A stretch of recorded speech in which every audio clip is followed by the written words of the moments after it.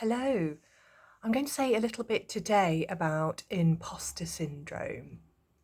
It's interesting because it's a phrase that gets bandied around a lot, but actually it's an opportunity to get a little bit closer to it and look at the whole design, really, of the human experience.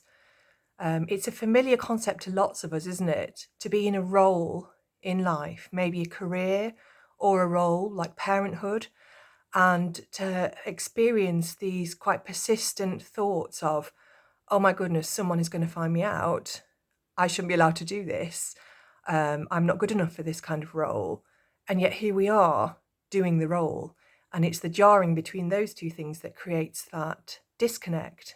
And really, it's the investment in the thinking that causes the real issue, because there's a belief that that is who I am and those thoughts are valid and they say something about me. But what we're going to do is look a little bit more deeply at that, because that thinking is conditioning and it's acquired by every single one of us from the early days in childhood, mostly when we weren't aware of it and had no control over it. It just was a translation of something external that happened that we then internalized and had taken as truth.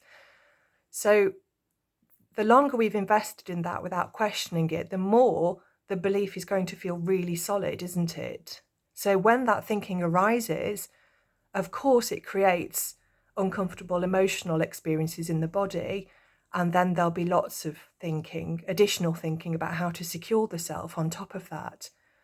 But the way we're looking at it is quite different.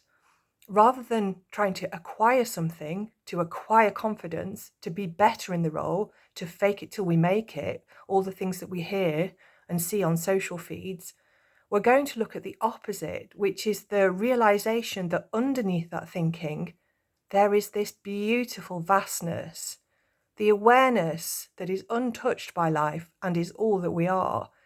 It's only really the persistent veil of thinking overlaid on top of that that obscures it.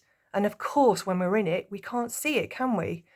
So rather than striving to become more, to be more, maybe to keep changing roles and secure ourselves that way, there's an opportunity to look a bit more closely, to get still with it and to see the design and to recognize that in moments of stillness, we can return to this space of clarity and peace that is undisturbed.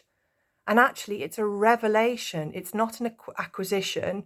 It's remembering who we are beneath that veil of thinking.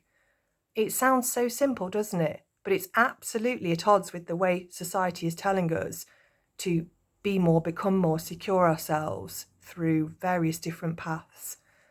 So if this is something that's pertinent to you, maybe there's an opportunity to notice that thinking, to see when it arises, not to fight it, nor to try and overcome it or change it, because that's a lifelong commitment and it's never ending. But to be in that seat of awareness that creates the gap, that vital gap that says, I don't identify with that, that is not who I am.